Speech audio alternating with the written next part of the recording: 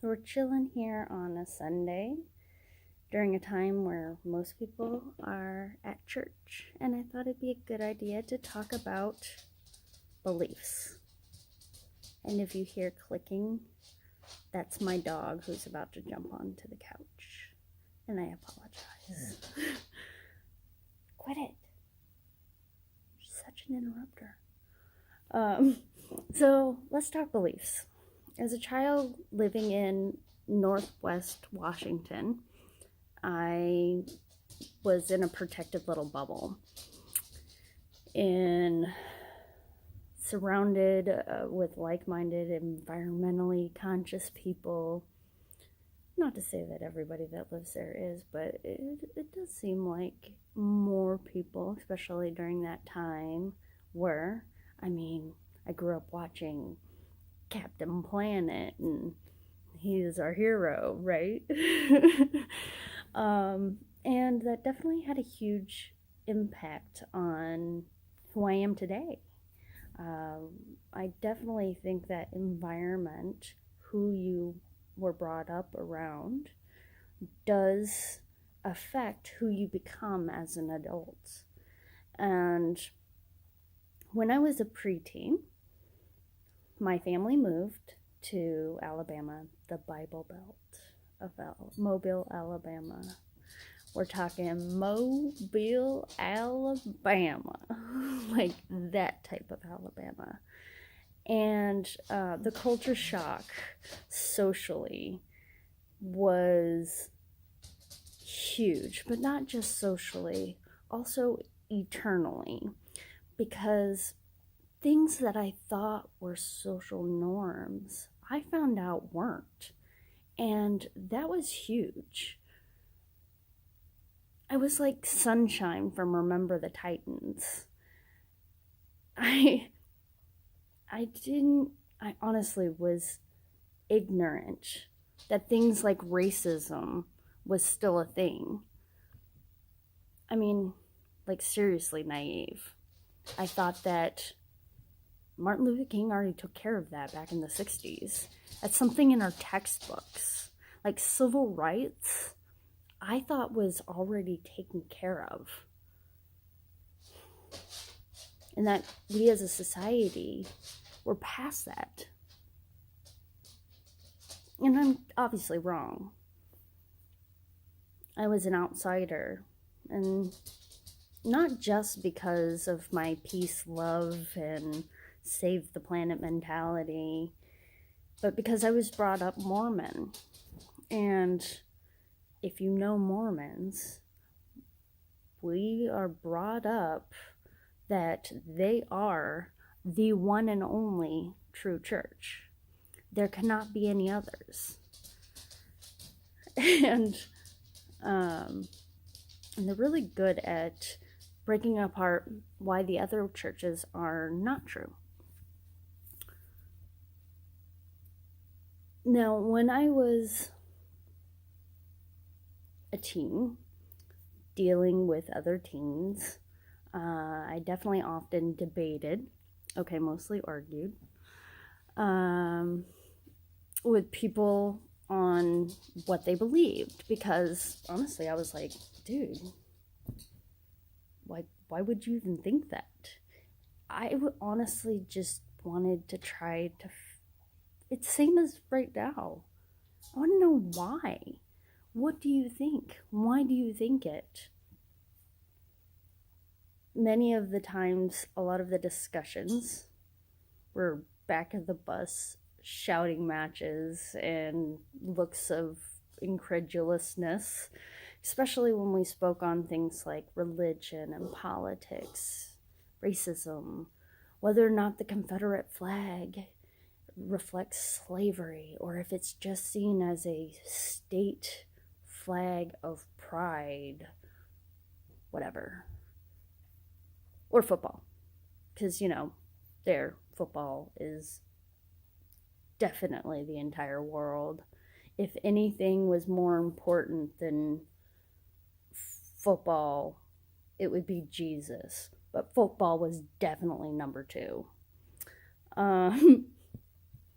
So, because I was in these discussions so often, I wanted to learn as much as I could about other religions. And by looking not only into my own religion, Mormonism, the Book of Mormon, and all of that stuff, I came to research like the Quran, the Torah. I looked into Wicca. I looked into Buddhism and Hinduism, and I slowly found my way outside of Mormonism. And I started to describe myself more as a non believer. I would say that I was spiritual instead, because that took a little bit of the brunt away from, instead of saying I'm an atheist, because I didn't really understand that you could be an atheist or an anti-theist and still be a good person, because to me they were inherently evil, whether right or wrong. But that's what you're taught. And that made it so that I was in a weird, spiritually wooey place for a little while, because I didn't know what to believe. And I wasn't smart enough to really know, because I don't know a lot. You know, I was a teenager at the time, and even now, I still have so much to learn. And I think that I just really wanted to find a connection with other people that were like me and that shared the same values and weren't judgy. And I saw a lot of hypocrisy, and those things bothered me, because I felt like if there was a one true religion, wouldn't God take care of all of that? Wouldn't he make it easier, he or she, make it easier for everyone to be able to find connectedness? I mean, I went searching to see if I could even find out, like, through the various religions and history and ancient texts and stuff, like, maybe there's this one weird, like, deist type answer that connects all the religions, and we are just looking too much into the, whichever one we were born into, that we were unable to see the big picture. And this deistic type God or whatever was really just the universe.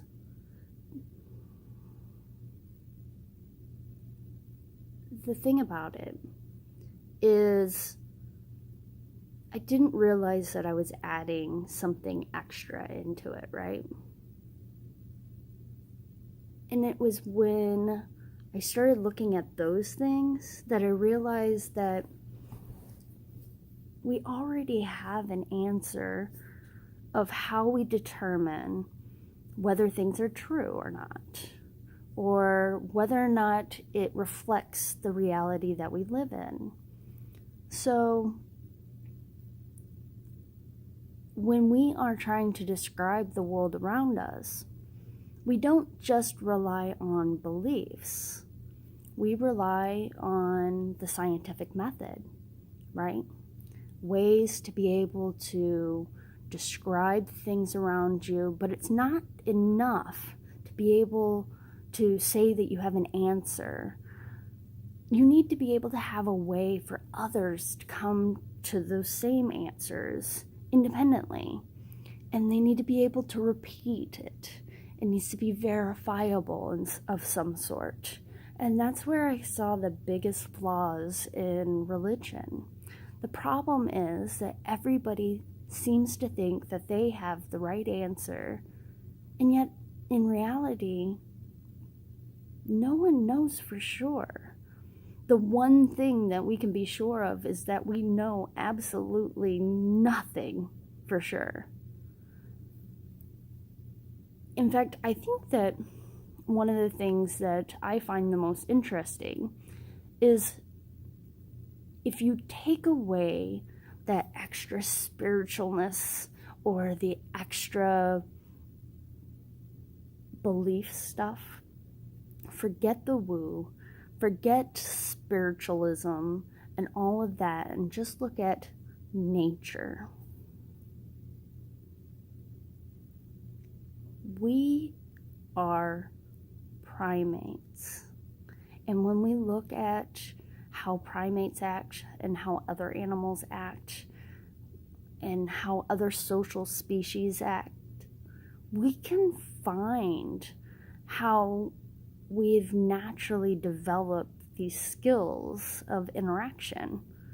And I think that's what's most fascinating, is that back 2,000 years ago, when the Bible was written, it was a piece of literature to try to describe, maybe even like the first type of science, where they're just trying to understand the world around them, but they didn't understand it. And so they use parables and things like that to be able to say, this is how I think we were created. And that's why you see things like the Genesis story has two very distinctive, what they call doublets. They're completely different, contradictory type stories. There's two different creation stories, Genesis 1 and Genesis 2. Why do you see that? Well, because it was a collection of stories, of oral stories that were passed down. That's what we do as humans. We're storytellers. We tell our stories. And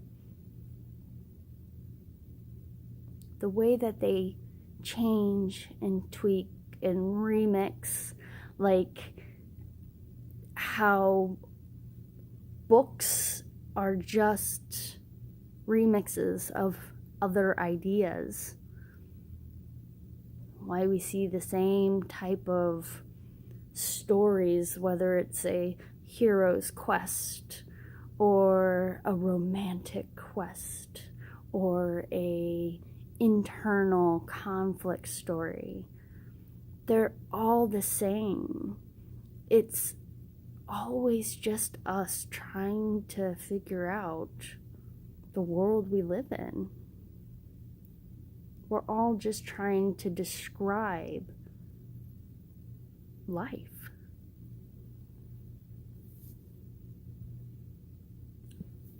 I'll let you in on a secret.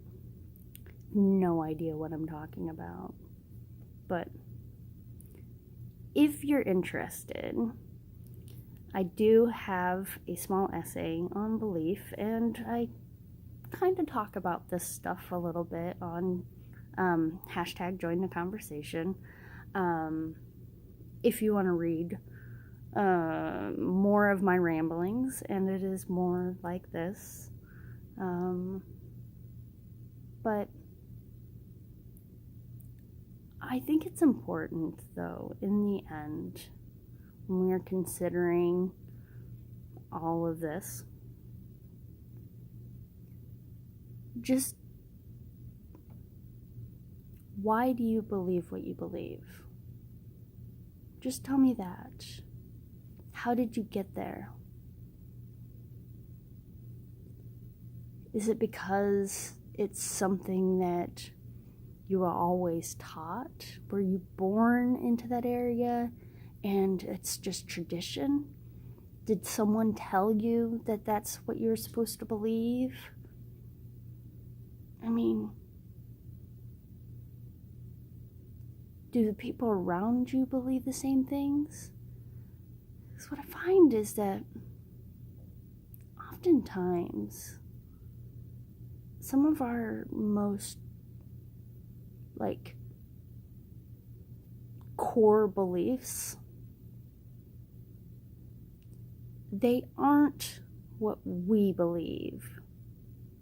That's how we have things like cognitive dissonance and things like that, where people can literally believe two conflicting things and somehow be able to compartmentalize them and somehow believe both things simultaneously. It's insanity. It's like those people that like to say, I love gay people, but I think marriage is between a man and a woman. What? Someone's gonna chop that up. For the record, no. Those are two completely contradictory things. How could you love a person and then limit who they want to love and who they want to marry and who they want to boink? Really? That makes no sense. So, sorry about that sidebar. But seriously, why do you believe what you believe? And do you have good reason to believe it? Maybe my ideas are flawed. Maybe there's something that I haven't considered. Most likely. But hey, I figured I'd do this anyways because it's early and wanted to see what you guys thought.